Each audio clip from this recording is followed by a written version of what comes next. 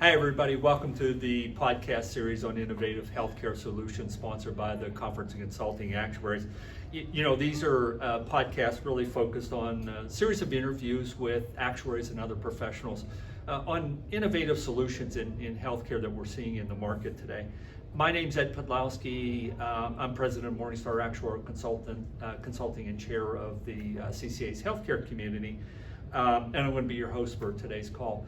We're going to change it up a little bit. We're coming to you from the CCA annual meeting, which is currently being held in Nashville, Tennessee at the Renaissance Marriott Hotel. And I'm also changing it up today because instead of interviewing one of the solution providers, we're going to actually be interviewing one of the employers and get their perspective on these solutions. So to that end, I'm happy to be joined today by Ben Hagan, who is Assistant Vice President of Benefits at AT&T. Yep, happy to be here. Thanks for having me. All right, great. Looking forward to the conversation. It should be a lot of fun. Yep. So maybe to set this up too, Ben and a couple of others were panelists for a session today that we focused on this. So some of the insight, I'm going to ask Ben to kind of elaborate on some things. So Ben, you had a very interesting comment when you talked about AT&T's philosophy around the point solutions, and you talked about lighting up the Christmas tree. So tell our audience what that means. Right, exactly. So we've had a leadership philosophy that we have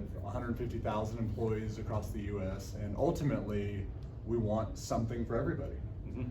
And so if that means that for the population that has diabetes, you want a diabetes solution, well, we need a diabetes solution. Or if you have a population that has heart health issues, what about them? Or what happens if someone gets cancer? Or what about caregivers? Or even outside the health plan, a solution for everybody. And so the idea was, and the light of the Christmas tree is a little tongue-in-cheek, but it was every spend area that we have or every need that an employee has, there's a light bulb for it. Okay. Now, I think we talked about earlier today that that's a little flawed because suddenly you might need multiple light bulbs for similar solutions.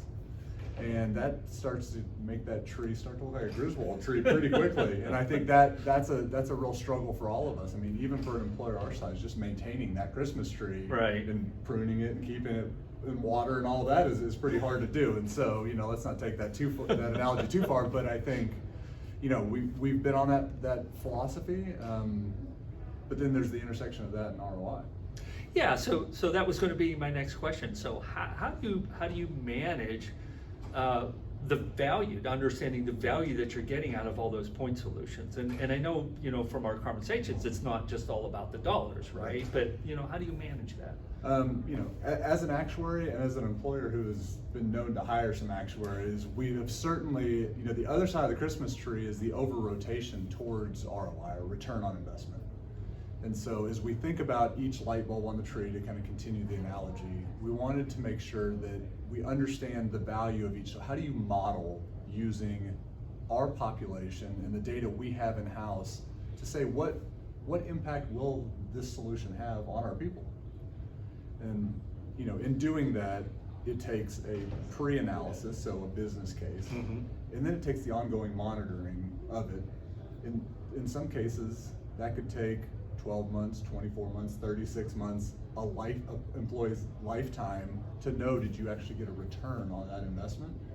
And so we've always had the philosophy that we need to have value for every solution we've had, which is certainly at odds with lighting up the Christmas tree, because there's a lot that are feel-good solutions. Well, if it's like me, I put my Christmas tree up, some go dim and I got to take the light bulb out and put a new one in, and I'm constantly doing that all throughout Christmas time. Is that kind of like what you're doing? It is. That's exactly like how we're doing it. And then it's probably the same problem. You pull out one bulb and a couple of the other bulbs turn off as well, right? Because maybe they're interconnected. Yeah. Maybe there's a connection point to all these solutions, right, as well that matters. And that really does, and that might matter in the return on investment calculation too. Are you looking at each in a vacuum, or are you looking at each combined, or because people have comorbidities, they're not individual disease states for each individual person. Right. So it does make for a complicated calculation, but you just need a bunch of actuaries to do it for you. We're really taking this analogy a lot further than you and I expected. We go with it. Yeah. So 'tis the season. Yeah, almost there, right? So, real question for you then. What is it when you get approached by a provider out there? And I'm sure a company the size of AT&T, there's a lot of people out there, and you've got to have limited shelf space. So what is it that you want to see from them? What will really stand them apart in terms of their ability to work with you to help you understand whether they're a right fit for you? Yeah, it's a great question, and it's a challenging question because we are approached early and often. Cold calls, warm calls, every different temperature of call, we get them. And so, because a lot of people want to elephant hunt. I mean, we have 400,000 lives in our active health plan. That's the Queen Mary. That's big. That'll make their day, their year. You can make a lot of it. You can buy a lot of cars with that bonus. And so, as we think about that, return and the ability to measure the impact matters. But doing that on kind of our terms, that matters. And so we want to be able to take actual data of whatever that solution is, ingest it ourselves, and do that model. So what does that mean? Well, that means that said solution needs to have impacted the lives at least the equivalent of our size, if not 2, 3, 4, 5x over a period of time, so that we can say there was an impact. And the period of time depends on the solution, right? Some solutions, again, 1 year, 2 years might do it. Some might take 5 to say, how did this impact the disease state or the condition or the management of the condition or whatever it is over that period of time, and then how does that look like in our population? So I think that's one piece of what we're looking for. Okay. The other piece of what we're looking for, now we have a very complex ecosystem. I mean, even 5 to 10 years ago, we had a fairly complex one, but I think, and we talked about it a little bit in the session today, we have 80 programs. So no program you could just look and say, in a vacuum, this program will do this. Right. And so the interoperability of those programs also matters to us. So how do they interact? How do they change? Because we're not trying to send a person to the end of a dead end road and that's the end of their journey. Because we know that each person's journey is ongoing, it's personalized, and they might need to go from one point to another point and back and forth. And how do you make that as seamless as possible? It's a really tough question to ask a lot of these vendors, because a lot of the time you're asking them to work with a direct competitor. Yeah. You need to transfer this person to your direct competitor because it's within the AT&T ecosystem, and that matters to us more so than it matters to you versus your peer. Yeah. But I think the other piece of it is stack ranking. What's the next best action for somebody? And so if the next best action for somebody isn't your given point solution, but it's a different solution with the ecosystem, how good, how quick, how fast can you get that person over there? And we, the plan, will give you credit for that. Now, is it financial credit? Maybe not, but it's a nice pat on the back, and it's, hey, we're going to keep you around for longer, or we're going to strongly consider that you're part of our team here, Team AT&T, to take care of our members. And so I think that matters. The back end also is important. We didn't touch a lot on this today, but the data flow matters. So the engagement flow, like how the engagement data, the enrollment data, all that matters, but clinical data matters too. Right. How do you say that a point solution works effectively? Well, I think we need to be able to measure the plan, but maybe more importantly, that data follows the person. And so when they go to their primary care visit next year, think about all the different point solutions they've engaged in. What if that primary care doctor knew all those different clinical values that went on? That makes that relationship infinitely more valuable. And so I think that's another part of the solution set we're still trying to solve. I mean, none of this is to say that we've solved any of this, but it's how we think about it and how we think about what does it take to be that 81st solution in our ecosystem, or the 82nd one, or stay the 80th and don't become -1 turn into 79 or -1 turn into 78. Right. So it's balancing all that. So they need to come to you with some information, allow you to do some analytics on your own, so you can customize it to your population, your specific disease states, where your cost drivers are. But you're also asking them to, really play in the sandbox with the other point solutions that exist out there. Now, from my perspective, what I've seen is I think the market's starting to recognize that, and they're starting to realize but it's still, we're here, we like to show that we can drive value not only from our point solution, but we can move value to other point solutions too. But it really sounds to me like you're asking for a lot more coordination than just what can you drive, but how does it interact with each other, and what's your true value versus the kind of overall value. So how do you kind of, since you've got so many diverse point solutions like that, how do you manage that internally to try to understand what value truly came from point solution X to know if that's really still, some, a path that you should continue down? It's nearly impossible. And so it takes, so let's start with the operational side of it all. Okay. So just the vendor management, I mean, we're lucky enough, we're a 150,000 person company, so we can have a team on the operations side that's big enough to vendor manage. So Okay. 3, 4, 5, 6 people who are in charge of all of these vendors.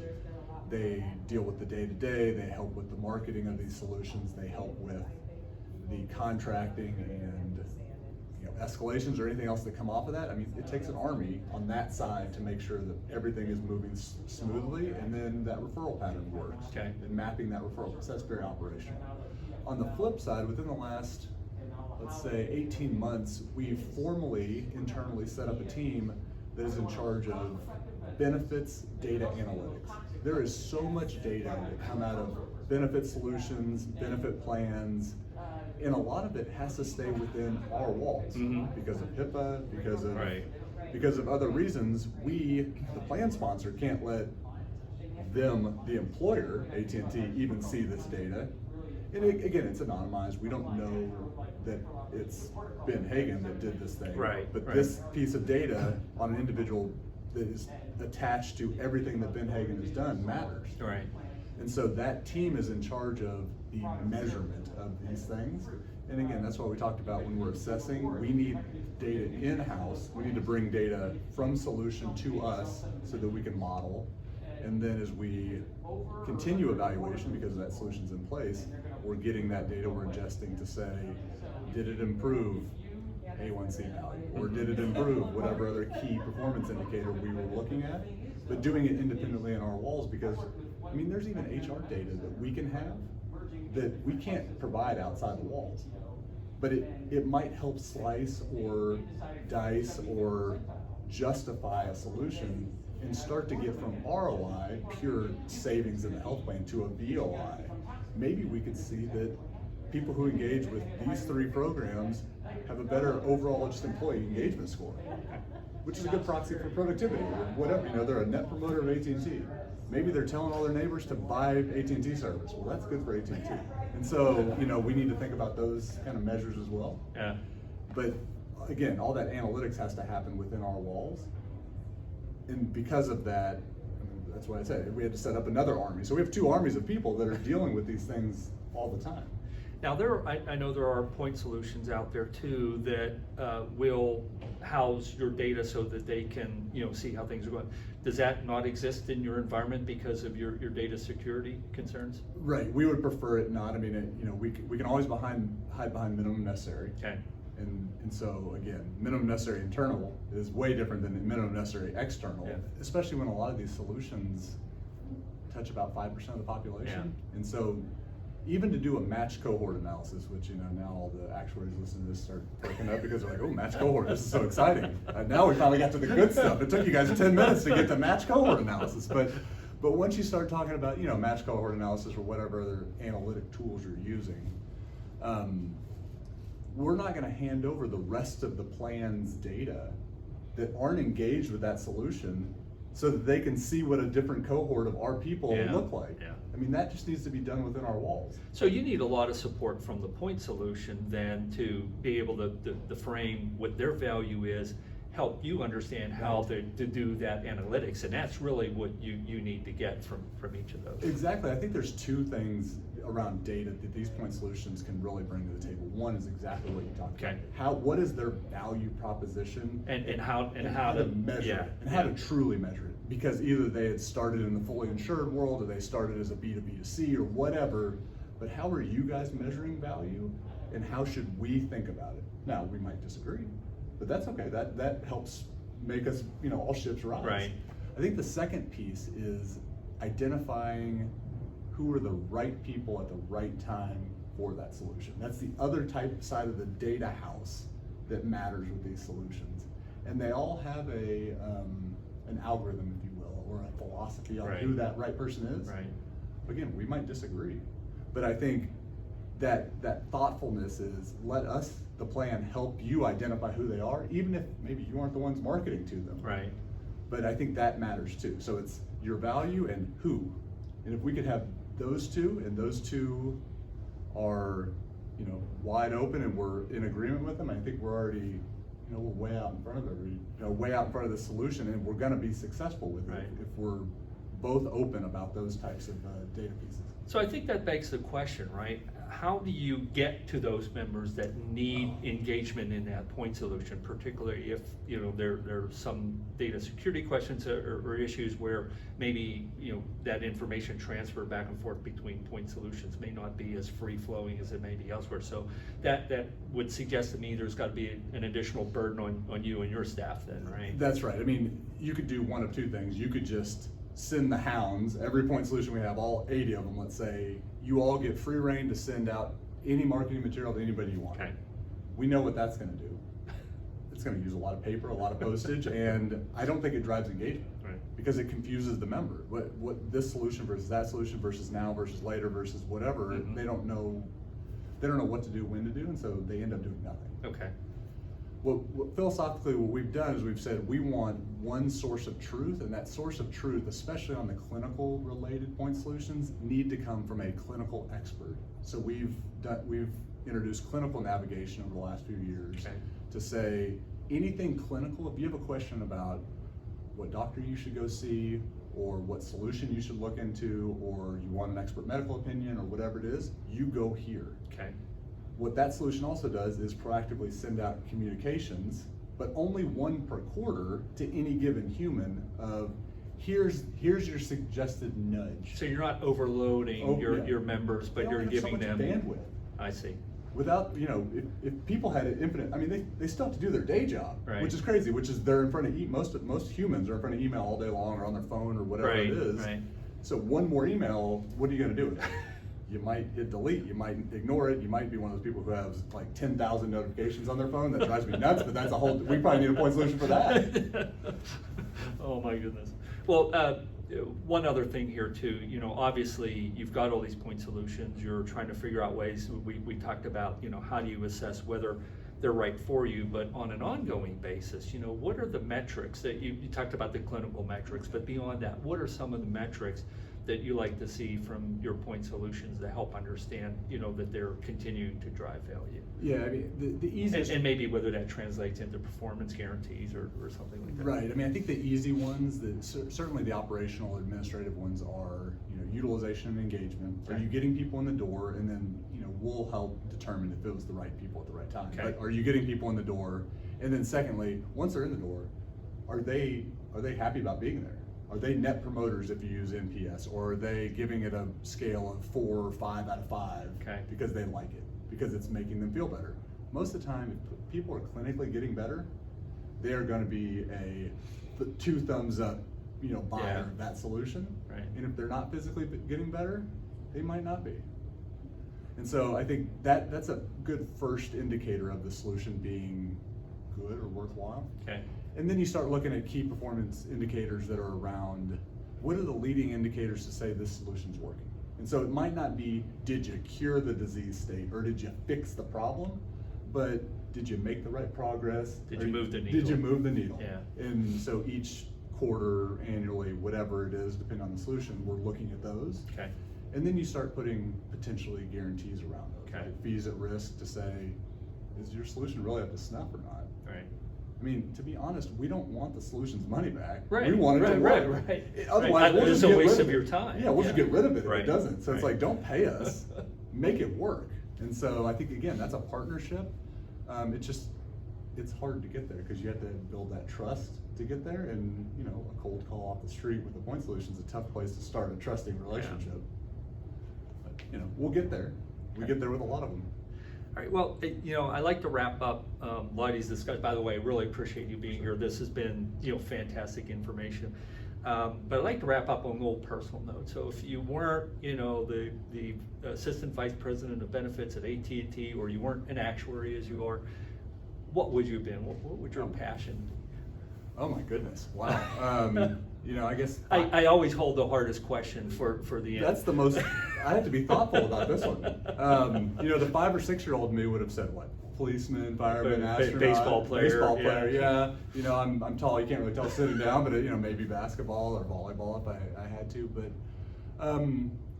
to be honest, I was pre-med in college. I probably would have gone into something healthcare if I didn't hate memorizing biology terms so much. And so I probably would have ended up there somewhere. Oh, so you're kind of doing your underlying passion. End around, right? Around, yeah. An actuary that turned into dealing with healthcare plans, and suddenly, I'm basically curing people in a different way. Great. Well, hey, thanks again for Thank coming. you. I'd like to encourage all of our viewers who participate in our healthcare community to continue discussions around this on that platform within the CCA. If you're not a member of the CCA and you're listening to this and you'd like to, it's very easy to sign up. Just go onto the website and you can automatically enroll in that platform. But Ben, again, thanks for being here today and sharing your insights and experiences. I think this is great. Understanding how AT&T has been leveraging innovation in healthcare, so I'm sure our audience benefited greatly from it. Great. Thanks for again. having me. Yep.